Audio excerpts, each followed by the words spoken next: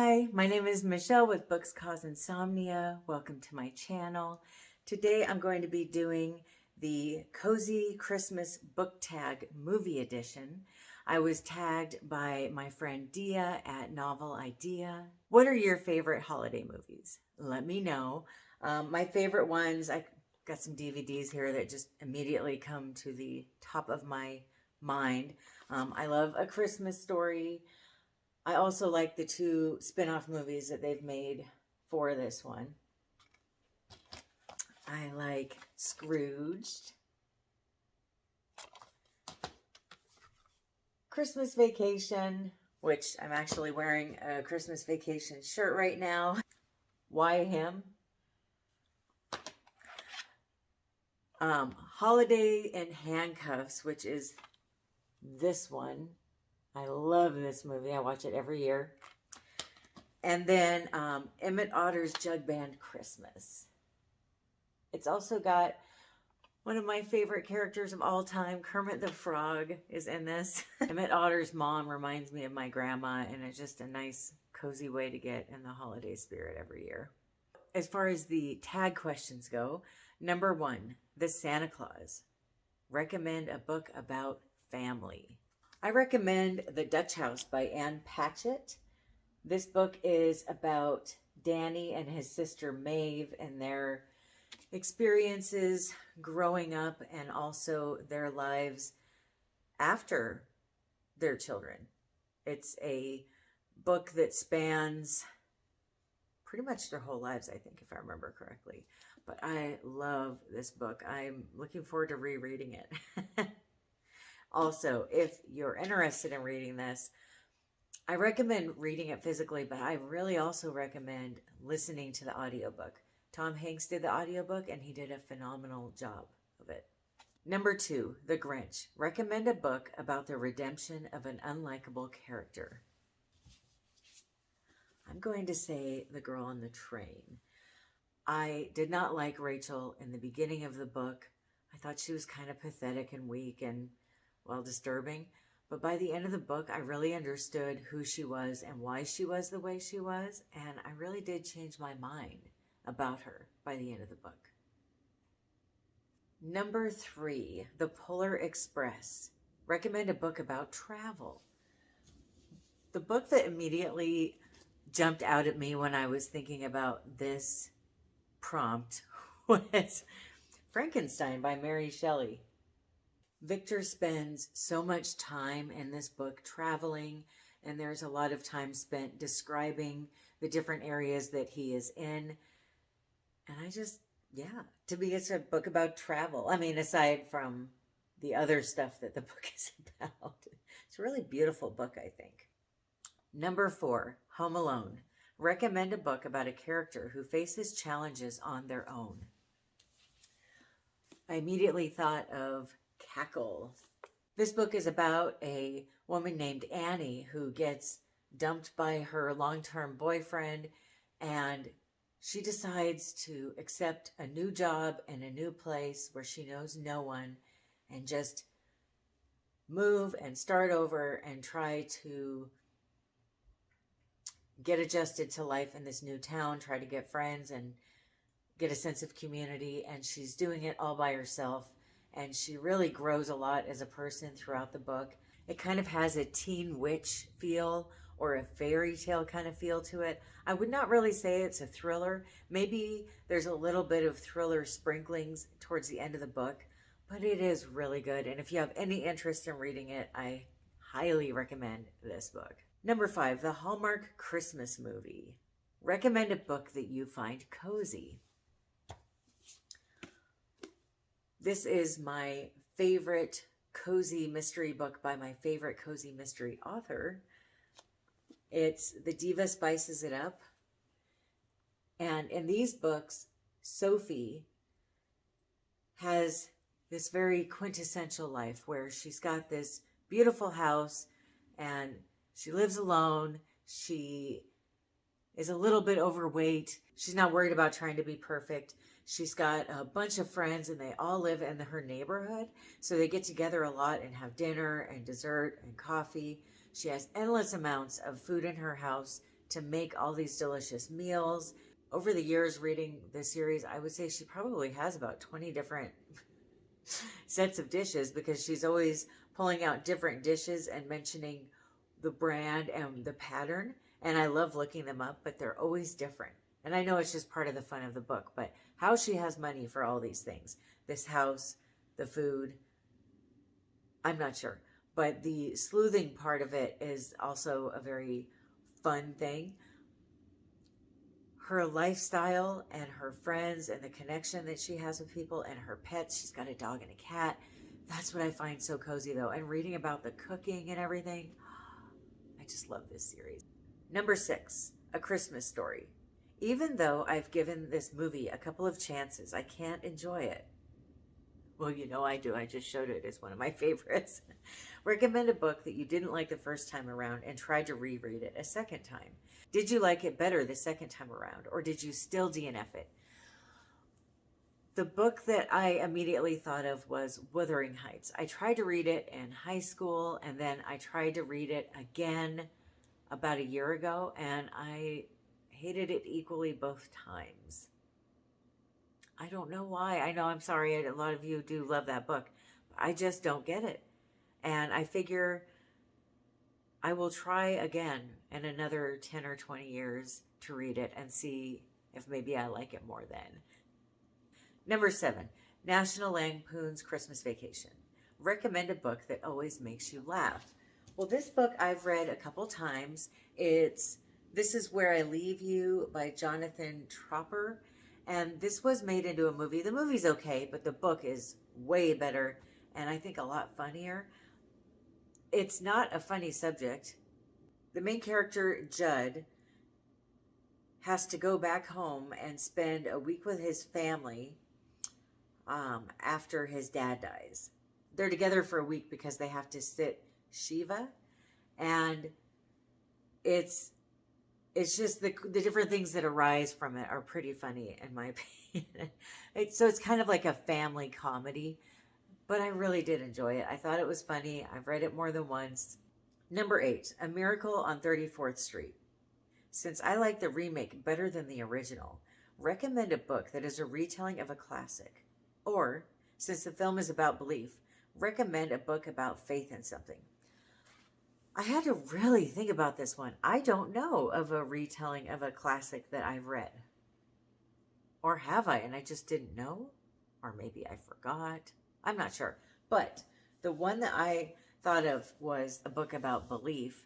And this is kind of a stretch, okay? But it's The Push by Ashley Audrain. In this book, the protagonist believes that there's something wrong with her daughter. She thinks that she's evil. And you'll have to read the book to find out if she's right or if she's wrong. But nobody believes her. And throughout the entire book, she believes in herself and she believes that she's right, and she does not waver from that. There's a few times where she quietly questions herself, but then she just thinks, okay, I'm crazy, but I still believe this. And I think there's something very beautiful about believing in our beliefs or believing in ourselves or believing in what we know the truth to be and not wavering on it. Because I think so many people waver on stuff, kind of teeter-totter. And so that's my book about belief. She's believing in herself. I know. It's a stretch. Number 9, It's a Wonderful Life. Recommend a book that you have reread, especially if it's been more than twice. Do you like rereading books? Why or why not? The Joy Luck Club by Amy Tan. I don't know how many times I've read this, but it's quite a few times. I love this book. It's about women and their relationships. The female connection, the bonds of family. It's just a really good book. I really love it. I love the movie too. I loved it so much that I decided I wanted to learn how to play Mahjong, and I actually play Mahjong every week with some friends. And it does create this female bond playing the game with other women. I don't know. I really love the book. I love the game.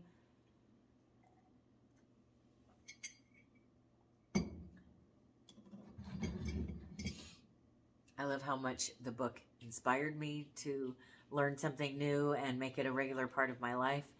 I do love to read books multiple times, especially if either I'm confused about what they meant or if they are books that I really cherish and I want to relive what I cherished, or if they're books that I feel like have a good message or I learned something from, maybe I want to remind myself of the message or relearn what I learned.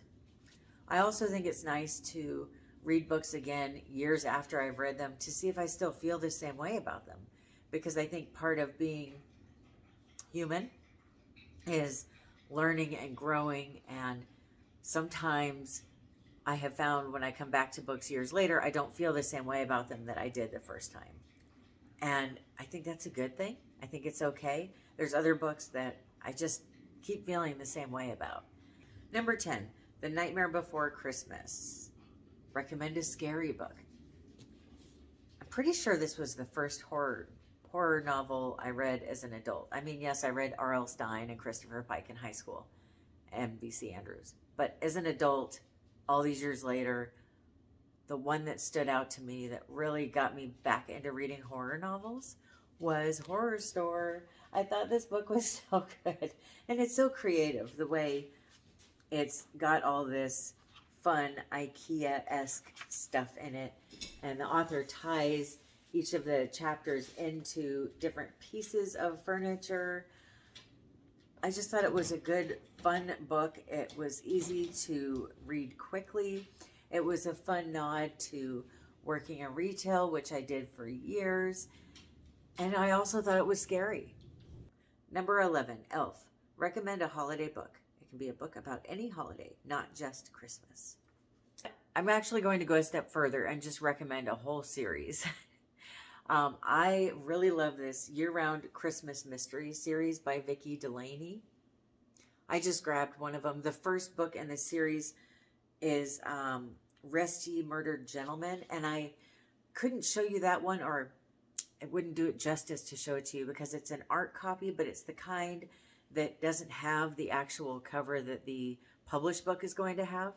And I wanted to show you one with a pretty cover.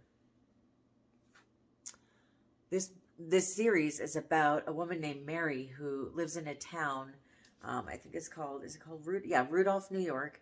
And it's a town that is centered on Christmas. So people travel there all year long to feel the Christmas spirit, no matter what time of year it is. Maybe you get Christmas decorations, that kind of thing. So not every book actually takes place at Christmas time, but it's in a town that is Christmas themed.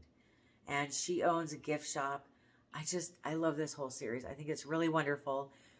And I was really sad because the author had announced on Instagram that the publisher decided not to publish any more of these, or not to renew this series anymore after 5 books.